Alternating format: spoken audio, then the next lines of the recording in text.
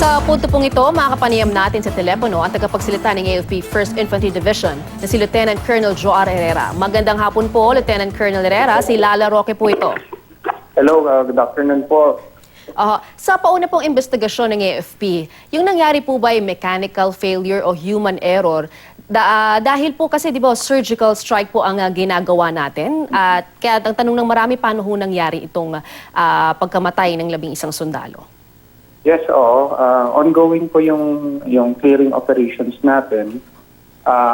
Nagkakandak po tayo ng mga surgical airstrike to soften the defensive position po ng mga local terrorist group. Kasi itong mga kalaban po ng tao, kalaban po ng gobyerno ay nag-occupy po sila ng mga high-rise buildings at nag-fortify po sila doon gamit po ng kanilang mga sniper's nest.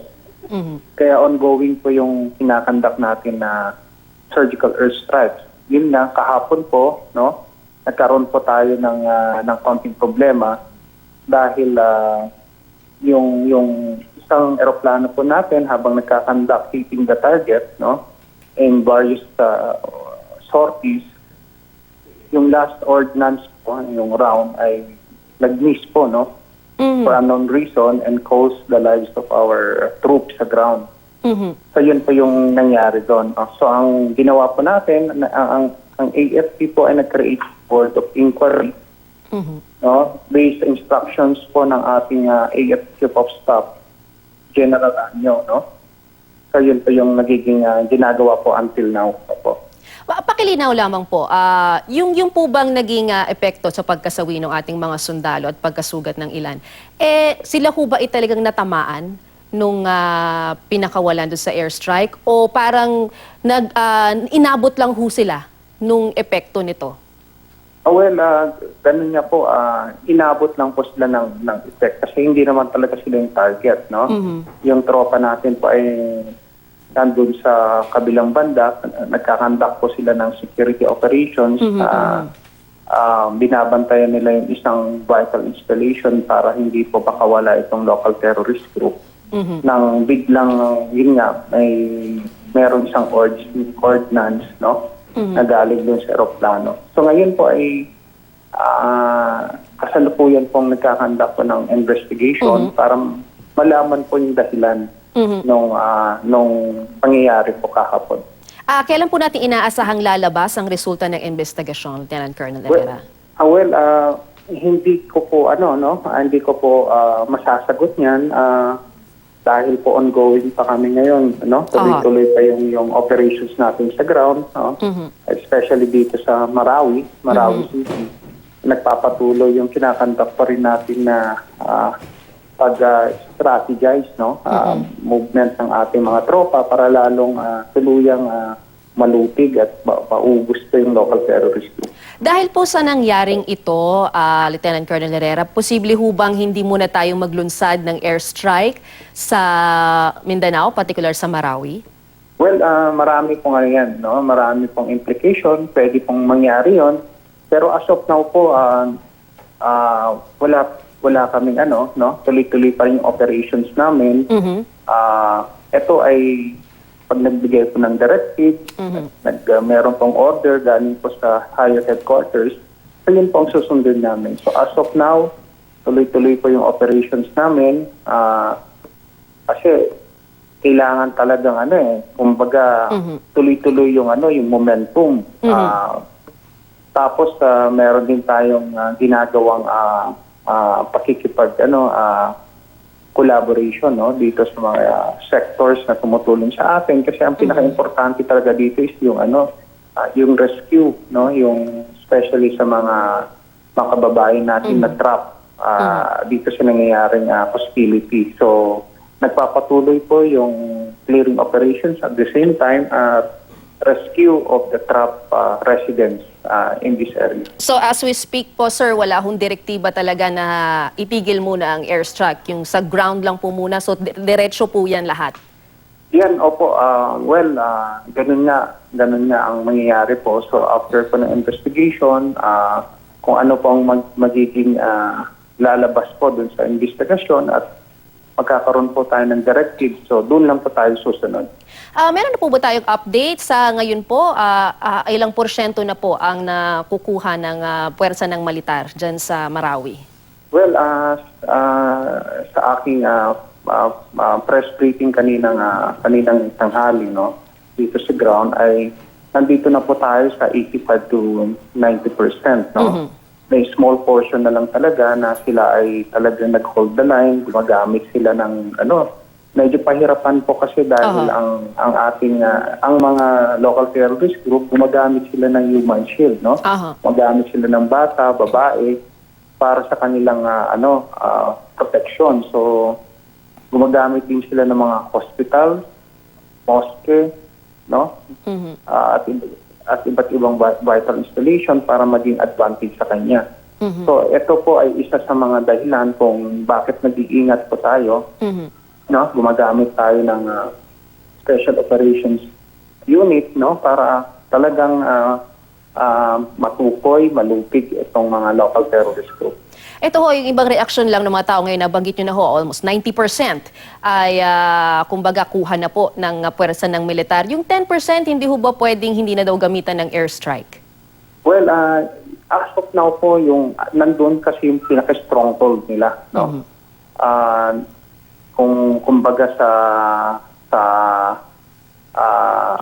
isang bagay, nandito yung center of gravity nila ngayon, no? Kaya kailangan po talagang isopen yung ground, no? Kumbaga ito na yung last stand nila, no? Ito po ay pinag-aaralan din natin, no? Hindi naman tayo basta-basta ginagamit po ng airstrike. Pinag-aaralan din po ito kung kailangan dahil meron ding mga sa area po niyan, no? May mga trap na civilian. So ibig sabihin pag trap, may mga trap civilian na na-monitor tayo, no fire zone, no target zone. So hindi po natin ginagamitin yan ng airstrike dahil pangunahin pa rin natin ang protection at security ng mga taong na-trap po doon sa area. Maaari po ba dito sa nakikita natin na 10% na lang na wala nandito pa ba sa area si Isnilon Hapilon? Well, based sa report po, nandun pa siya, no? Nandun pa siya sa area na yan. Kaya tuloy-tuloy po yung pagkandak nila ng defensive position. Kamusta naman ang moral ng ating mga tropa kasunod po nung nangyari nga friendly fire? Well, nagpapasalamat ako at kinumusta mo yung sundalo natin, no? Siyempre, yung moral po ng sundalo natin, mataas, tuloy-tuloy pa rin, no? Mataas po yung commitment dahil ang mga sundalo natin ay napaka-professional. They are well-trained, they are well-educated, no? They are well-equipped. So, ito ay isang panata, no, ng bawat sundalo na pag siya binigyan ng order, kailangan niyang tapusin yung mission na yon. So pagdating po naman sa suporta, no, nagpapasalamat kami sa mga kababayan, no. Marami pong nagdarasal, marami pong nagbibigay ng recognition, tulong sa ating mga sundalo, no. Ito ay nagbibigay po ng lakas at fighting spirit po ng ating mga kasundaluhan. Doon naman po sa mga kaanak ng mga nasawi, nasa St. Peter's na po yung labi ng mga sundalo. Paano po yung tulong na ating maaring ibigay doon sa pamilya ng mga nasawi at nasabihan na po ba silang lahat? Yeah, of course. Alam mo, we are deeply saddened, no, sa nangyari kasi ito po ay isang aksidente, no. Yung AFP leadership natin is taking the initiative, no, to conduct our investigation. Okay? Ngayon po ay siyempre nakakalungkot po itong pangyayari na to, pero gumagawa na po tayo ng paraan, no. Ito ay mayroon po tayong opisina na nagpapacilitate nito para po bigyan po ng comfort, bigyan po ng tulong at syempre ma-process po yung mga dapat na benepisyo na kailangang ibigay po sa ating mga sundalong nasawi. Yung pamilya po ay papupuntahin niyo po doon sa na-fly na po ba sila? Paano po bang balita doon? Meron pong proseso nito, no. Kami po kasi nasa ground ngayon, nakatutok po kami sa tactical operation, no. meron po tayong opisina na nagkakandak po ng process nito. Meron tayong sinusunod na protocol, especially dito po sa ating mga nasawi na mga sundalo. So, Okay. hopefully sila po ay nakikipag-ugnayan na sa ating mga kababayan po, Okay. especially sa families po ng ating mga sundalo. Alright. I understand po, sir. Ito po, maiba po ako. Kinumpirma po ni Defense Secretary Lorenzana na may mga napatay din pong foreign fighters sa Marawi. Ano hong detalye na rito? Anong mga nationalities po? As of now po, ay binavalidate po natin yung information na yan, no? Meron po tayong proseso niyan.